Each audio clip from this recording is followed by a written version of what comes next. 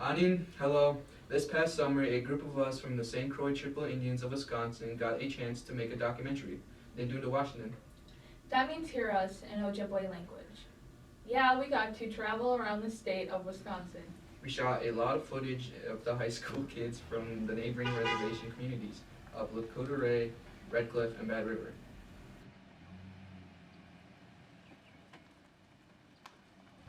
Hey guys, do you want me to show you around Danbury community? Yeah. You might even get to eat lunch with me. Yes, I found my car! The res living's hard. So we get enough. I know you live on the Danbury Reservation, and what's that like? It is actually calming, like really super calming. But it can get boring. There's some parts where I don't like it, but like it's okay. Explain like the stuff that you do like and the stuff that you don't like, and if you could change stuff, what would you change? The stuff I do like is like the view around it. It's really pretty and it's not by like a bunch of traffic. I mean there's traffic, but there's not a lot of traffic. And some of the stuff I don't like is I don't really know. Well, I have a big family and there's like 6 people living in the house right now, and we don't have enough rooms for everybody, so like people are sleeping in the living room and like sharing rooms with each other. Yeah, it sucks, but So if you ever moved off the reservation, do you think you'd come back, and why would you come back if you do? I would come back, but I wouldn't stay. I would just kind of like visit my family for a little bit and then I would go. So if you had children, would you raise them on the reservation? Why or why not? Actually I would, because of the cultural like ways of it. Like, you know, they can learn and they have so many opportunities on the res. So what does it mean to you to be St. Croix? I'm not really enrolled in the tribe, but I'm like a person. I don't know. I'm a descendant of the tribe, but I actually know a lot about like the tribe's ways and stuff like that because my grandma used to be the consul. How does a tribe influence your school life? They kind of like set me to like set goals, like to be successful in life and to like help out the tribe like culturally. Because we need a lot of more like cultural stuff because we're starting to lose our ways, like some people are. Yeah. Oh, I think, you know, a lot of the people assume that reservations are like kind of like the ghettos. They think they're so bad and like all like people on the res are drunk or like doing drugs and stuff. And honestly, we're not. We're like people like you guys, like the people. And we do the same things you do, except we have like our own piece of land that we live on. And it's like, it's so peaceful here and it's beautiful. And I would rather live here than in a city. Thank you for your time. I don't know, I feel like shaking hands or whatever. Yeah, I'll be like, thank you.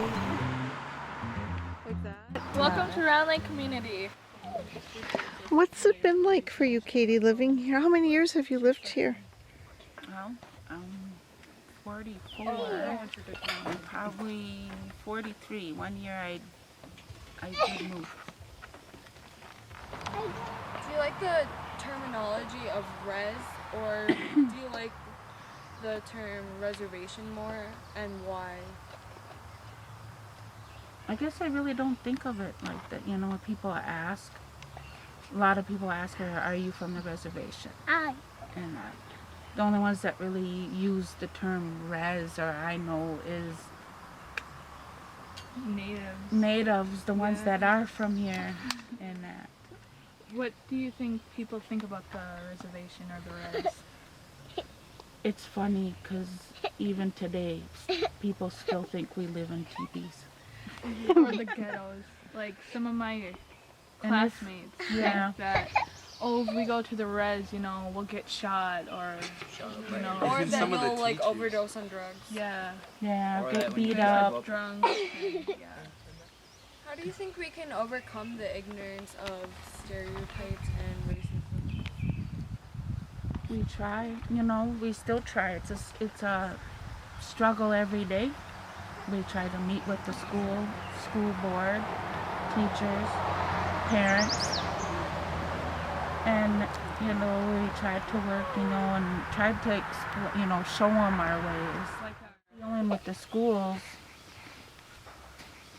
it's pretty tough, and it's always been tough. Even when I went to school, you would think times have changed, but not really. Kids I grew up with that learn how to learn the discrimination and race from their parents. I see how they have grown up and they have kids that are in the school with these kids, and they are still teaching it to their kids. when we were in middle school, we would walk down the halls and we could like hear people saying stuff or like making, you know, like Indian noises and get Inappropriate remarks. yeah. They would They go down do there say and that like do like just about war every cries day. and stuff like that down the hallway towards us, and you would just hear their snotty comments towards us. And then the only basically day they like us is when we make rye bread. Yeah. Well, like when you do think that they're your friend, but then they end up Yeah. using those racist remarks against you. And I've been dealing with racism my entire life. Like, because I'm the darkest one in my family, my middle school years was the worst time ever. I would come home crying. Not only because of white people, because of other natives. Other natives would tease her too. On the bus. I want to go on the bus. Do you want to go on the bus? Yes. I'm going to They've school. asked her if she was adopted. I'm going And to school. Yeah, and my mom has called the school plenty of times, and they never did anything, not once. Well, what you need to do, what my mom had to do for me to finally stop being bullied, is she called the police station and they came in and did the thing about like bullying, hazing, racism, and stuff like that. Oh, our school does that, but no kids ever listen. Do you think they will ever find a way to stop this? I hope so. You know, the ignorance of people. Because I don't want my children to go through this. You know, I grew up with it, and as growing up, even when they were little, that's one thing, you know, I thought, you know, because we live on the reservation, and that times would get better, and that they wouldn't have to go through with what we had to go through, and it's pretty sad that they still have to go through with what we did, and that. In a sense, yeah, it's hard, you know, it's sad and it hurts and it's tough, but then Are you hungry? they, you know, it also helps them when they get older, and hopefully it'll make them stronger, you know, to know they've already dealt with it. No matter where you go, you're gonna deal with it. Our last leg of the journey was our trip to Bad River Community. The footage shot there and the kids we met, well, It kind of speaks for itself. Hi, I'm Darren Eagleman, and we are at the Blackbird Admin Building, and these are our friends from the local area. Yes. So how does racism affect your life or your school career? I don't like playing volleyball that much. I mean, I used to like it a lot when I first started playing. I've been playing for 7 years, so it's not like something new. But I kind of got sick of, you know, only these girls can play. The rest sit on the bench the whole time, you know, same people every time. So it kind of gets frustrating, and then you're like, well, I'm getting treated differently. So sad because so many natives are like so good at like basketball and volleyball and football. And I like, used to play volleyball, but I couldn't stand the girls, so I quit and I could start. That's how I feel, and like my mom and my grandparents, they had to beg me to join this year again, and I was like, why am I supposed to go on a team when I don't even feel welcomed in it, you know? Like, it's not right to feel like you don't fit in because they're looking at you different. it's definitely harder to like, it's like hard sometimes to even want to go to school and to just be around people that, you know, look at you differently even though there's no reason to. For a while I like hated being Native American just because of how bad the racism is. It's not that I'm not proud, I am.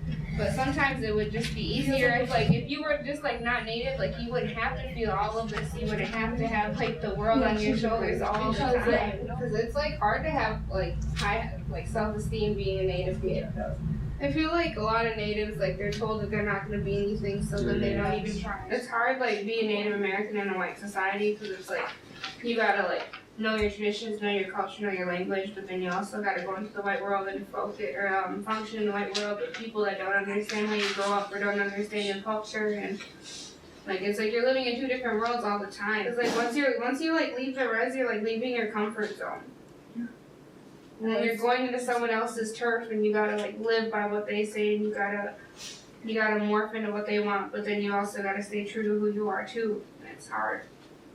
You guys say you're just teenagers, yeah, I kind of think that too, but since like you can't let being native be all of you. Native American isn't just what you are.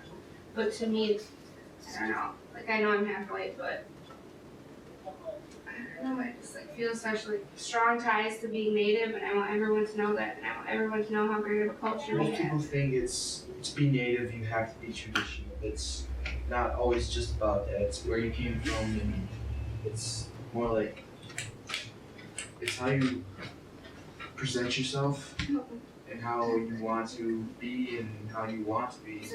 It's not always about the past, it's more of showing off your future. So, what do you think? Maybe know us a little better now. Now that you've seen where we've been, where we lived, and who we hang out with. In a lot of ways, we're different. We know that. It makes us unique, and at times, we may struggle because of it. We're not really Indians. Some call us that. You can call us Native Americans, That's cool. or Anishinaabe. Our Ojibwe word for first people. Or call us by our names. Our American names or our Indian names. How about friend? For sure. Let's think about that and work toward it. Friendships start with understanding. It may not happen overnight, but for sure, this is just the beginning. Giga Wabamin. See you.